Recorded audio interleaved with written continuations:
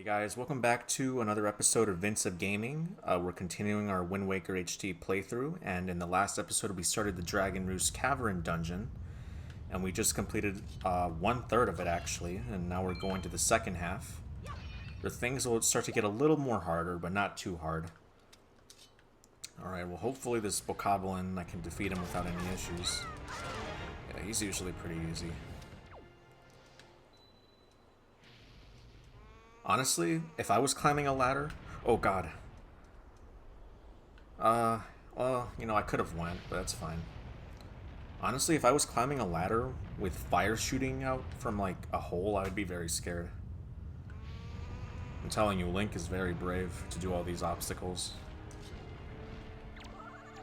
But yeah, these birds are, like, annoying as hell. And they drop, like, these wings that I never seem to, like, be able to collect. But just try to stay right here until the fire goes down. I think this is the only... Actually, no, it isn't. I wish there was a dungeon where it was, like, completely outside. But I don't know if in Wind Waker there's really, like, a dungeon where you're, like, outside the entire time. I know that in Twilight Princess, there's like a sky dungeon, which I found very cool.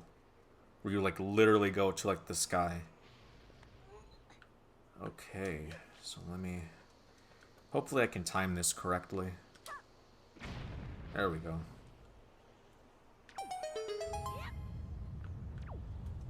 Alright. Let's get through this. Actually, I think there's something strange about this part, this upcoming part right here.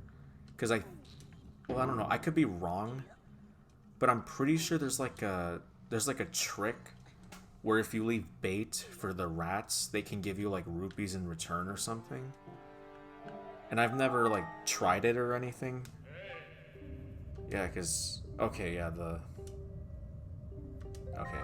Yeah, no, the King of Red Lions just pretty much told me the same thing I just told you guys.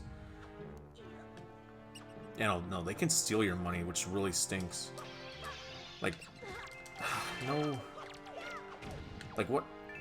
Like, what can these rats even buy with these rupees? Like, they don't have, like... I doubt they even eat cheese in the Zelda universe, but who knows. Hopefully I can get more rupees, because... I'm pretty sure soon enough I'll have to buy, like an item. I don't remember what it is.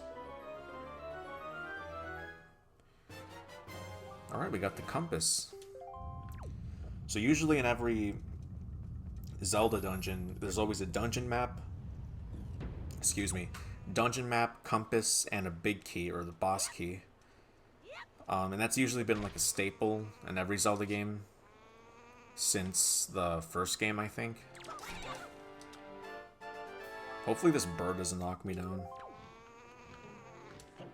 I'm not even gonna bother fighting him, he's pathetic. Alright. Yeah, no, these bats are super annoying. Like, especially when there's so many of them, like... I remember one time I was playing this section right here in hero mode. And, like, the bats, because they were, like, attacking me, right? Like, I take double the damage. So I was, like, dead within minutes, and I was like, oh my god.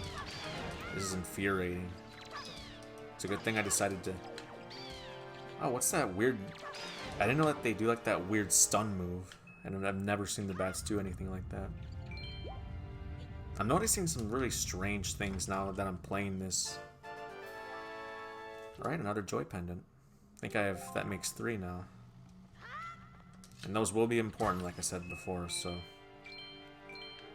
It is very important that you collect those. Alright.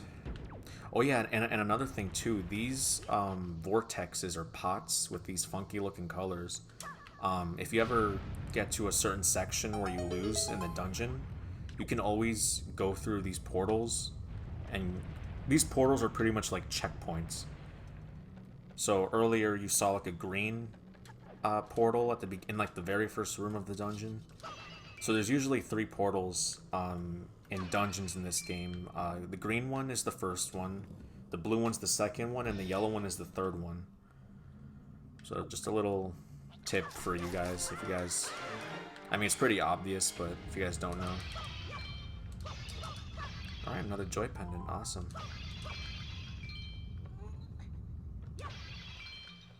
Yeah, this room... Sometimes enemies will just hide in, like, the weirdest places, and you'll just be like, what the hell? Like, how can the bokoblin even stay in, like, a pot like that? These pots are super, like, tiny.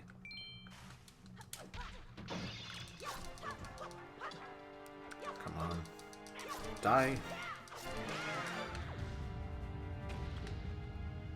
Alright. I know that some doors in this game, later on, you'll see that some doors will open, and then they'll close, like, automatically. Because sometimes you have to, like, put something on the switch in order for the door to just stay open. Because otherwise it'll just stay locked. So they're nice enough to just, you know, be like, everything's easy right now. But as soon as you hit the halfway point of this game isn't so kind to you. Oh, another joy pendant. Alright, well, I'm pretty sure there's just a treasure chest and over between those lanterns over there, so I'm not getting that. Alright, this is gonna take me a while. I made it without him kicking my ass. You know, those centipedes are like whatever they are, like those are really annoying. There's a lot of enemies that I find annoying in this game. If you haven't realized, but... Alright. And I'm pretty sure the other one is the third portal. So even if I do lose, which will unlikely happen, but... funny enough, when I was playing this dungeon on hero mode, I lost quite a bit, because, like I said before, you take double the damage. Yeah, don't ever play hero mode unless you know your way around a Zelda game, because if you don't, you're just going to make the experience really stale for yourself. This part always scared me with all, like, the stairs just falling. It's like it's almost like dominoes just falling. Oh no, there's Medley. She's trapped. Alright. These guys aren't even that tough. I think the pigs that they're gonna bring out right now are more tougher to beat.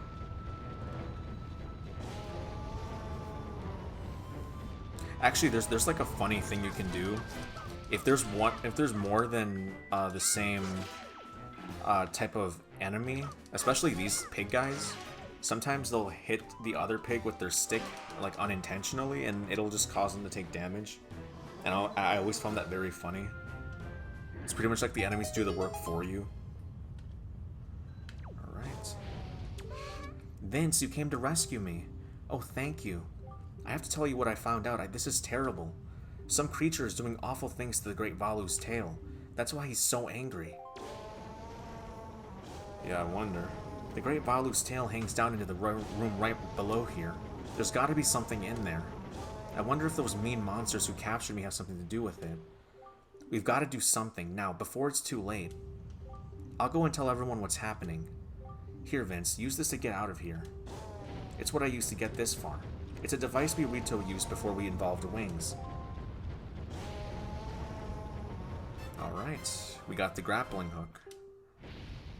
Now the grappling hook, alright, I'll show you something really cool you can do with the grappling hook.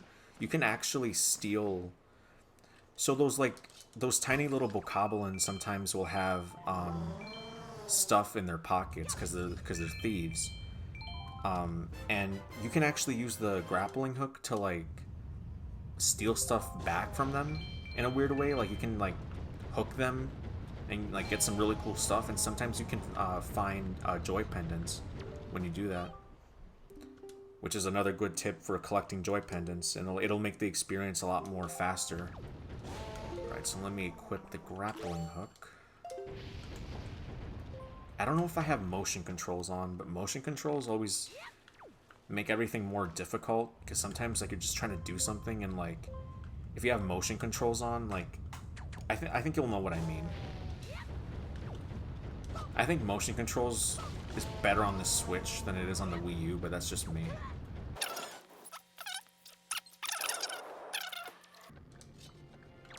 I always find it funny how this ah, damn it. I was just gonna say, I always found it funny how this bokoblin like was always like, he was always on the edge of like falling off the bridge, and I fell down right with him.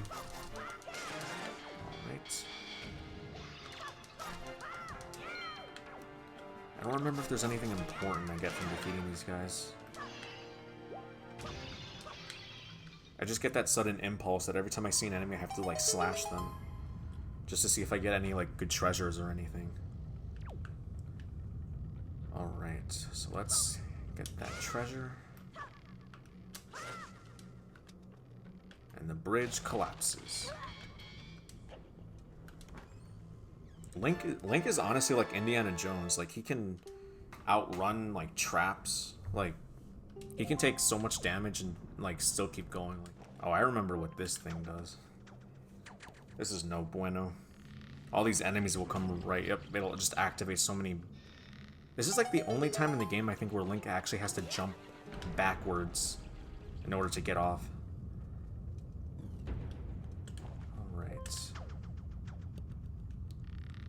Oh yeah, and another cool thing about this version of the game is, in the original GameCube, if you wanted to like switch directions while on a rope, you had to actually just like stop Link and just redirect him. But in this game, like, Link can pretty much swing in any direction.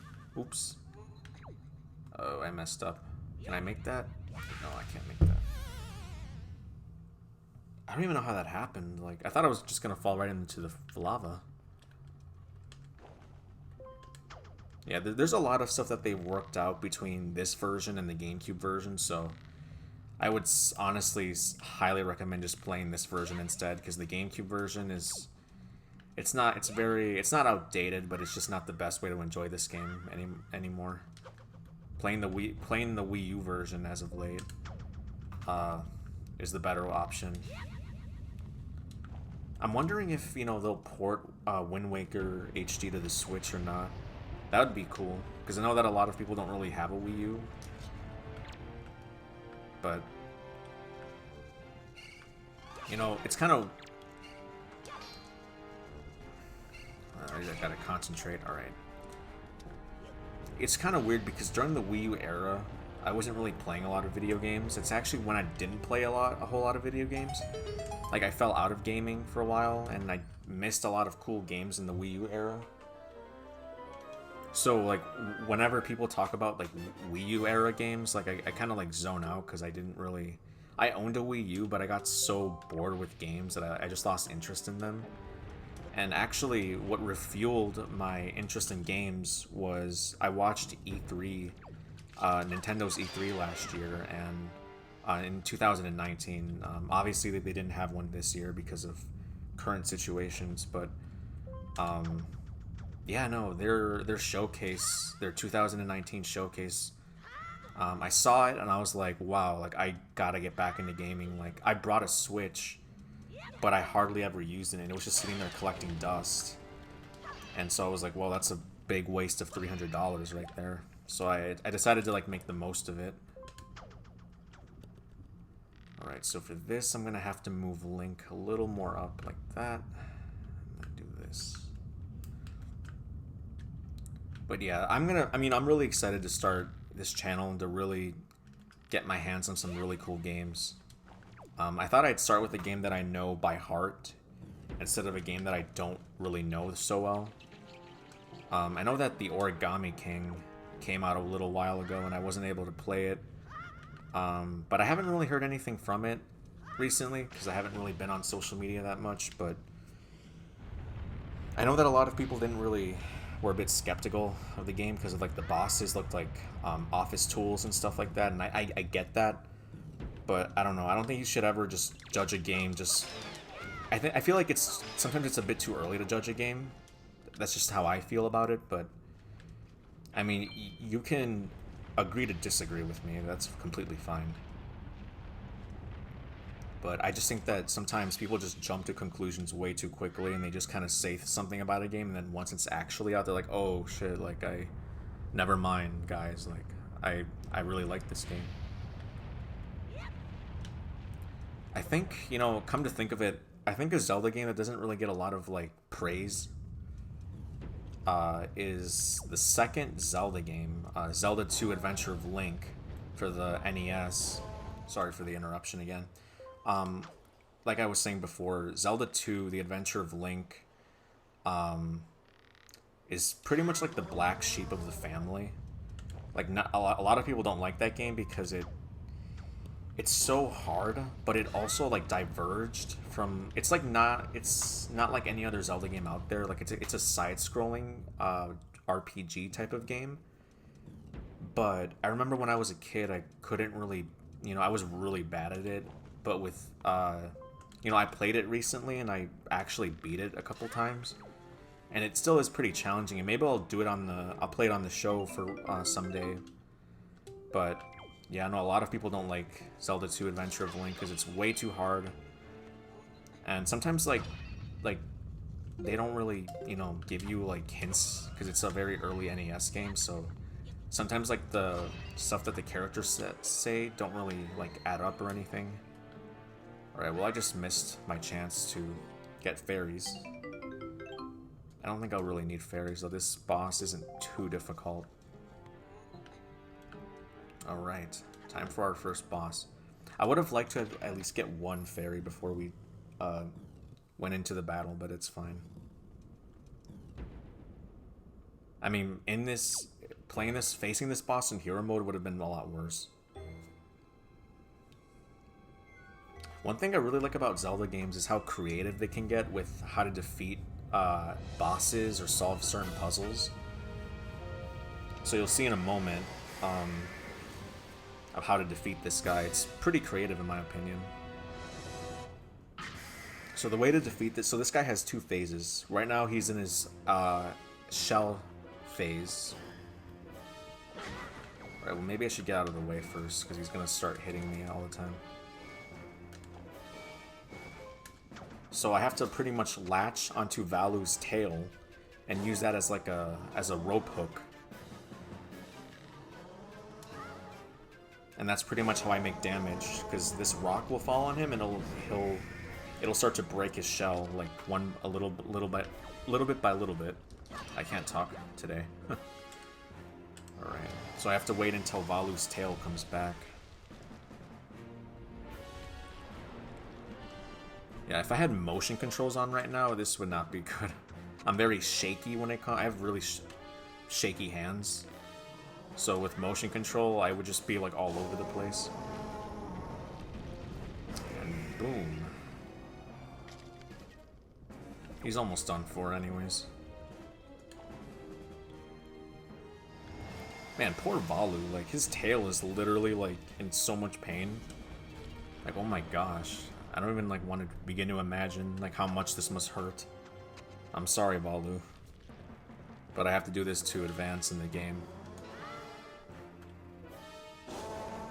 Alright, well, I think he'll move to his next stage. Which isn't too hard. Alright. I think he looks even more terrifying now than he did before. Actually, you know what? That's another strategy that I learned very early on, is that you can, like, L-target him and hook him in with the rope. I used to just wait until he just got up close to you, and that never seemed to work too well. Alright, well, we defeated our very first boss. And I don't even know what its name is. Ugh, this part always grossed me out. Eyeball. I like how Link is just like, yeah, like I did that. Alright. First dungeon down. Only like four more to go.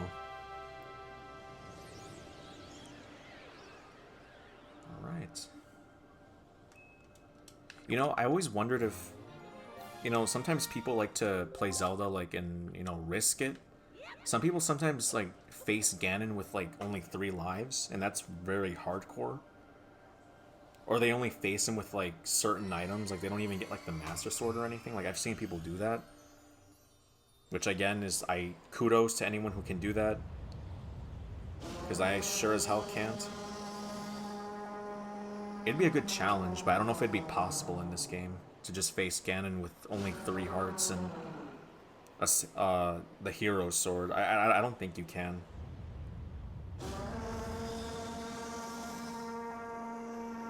Man, I can't believe all of that, like, Valu's pain caused the whole entire island to just rack up a storm. Alright.